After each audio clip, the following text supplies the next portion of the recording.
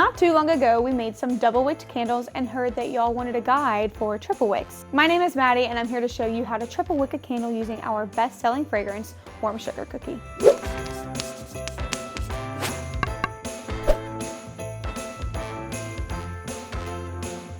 To make a triple-wicked candle, you'll need to start with a vessel big enough to support the need for that much heat. Generally, candle containers with a diameter of 4 inches or more are worthy of 3 or more wicks. For this 4 1/4 inch container, I'll be using 3 CD4 wicks. Check your wick supplier's guide for wick usage. These guides can help you pick what series of wick and how many you'll need to best suit your candle specifications.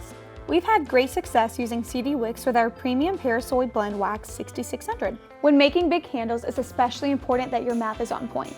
To figure out exactly how much wax and fragrance that you'll need to fit your container, check out the equation that we used in our candle math video. So for this candle, I'm melting down 10.44 ounces of wax in a heat-safe pouring pitcher, and in the meantime, I can wick the jar. If you thought double wicking was tricky, triple wicking can be downright frustrating. But have no fear, here are some tricks to make it easier. Using a Sharpie or other alcohol-based marker, find the center point of the jar. A ruler or measuring tape can simplify this for you too. Before tabbing the wick, place them in the jar about where they would go to get a feel for what they look like. The goal is to get them as evenly spaced from each other and the sides of the jar as possible. This will keep the heat evenly distributed to ensure that your candles have a nice, even burn pull. When you've eyeballed where they'll be, use wick sticker tabs to place them in one by one. Do your best to keep the unstuck wicks in the jar to use as a guide. Press the tabs down gently so you can easily pop the wick out and readjust as needed. Finally, be sure to have some wick holders on hand. Usually, it's easy enough to place a wick holder on after you pour the wax for regular single wicked candles, but I like to place them on before with this many wicks involved. The wide mouth of the jar will make it easy to pour around the holders. Aside from all the extra little steps to planning and wicking your jar, making a triple wick candle is just like making any other candle. Remove the wax from the heat when it's around 185 degrees and let it cool before adding fragrance. If you're familiar with our channel, you know that we add fragrance once the wax is at 175 degrees to get the strongest and most consistent throw when burned. The temperature you pour it will depend on the wax that you're using, but for our 6600 blend, I recommend between 150 and 160 degrees. It's especially important to let large candles cool slowly and consistently,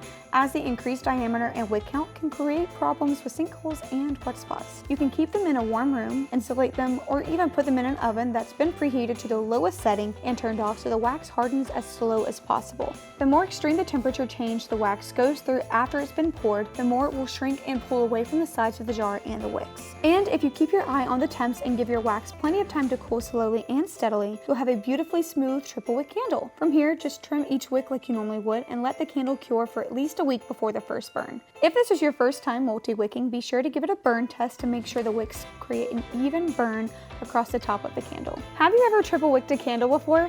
Let me know in the comments down below and tell me what fragrance you'd like to smell in a candle just like this. As always, thanks for watching, Fragrance Fam, and if you have any questions or you want to see more videos just like this one, let us know down below. I'm Maddie and I'll catch you guys in the next video really soon. Bye guys!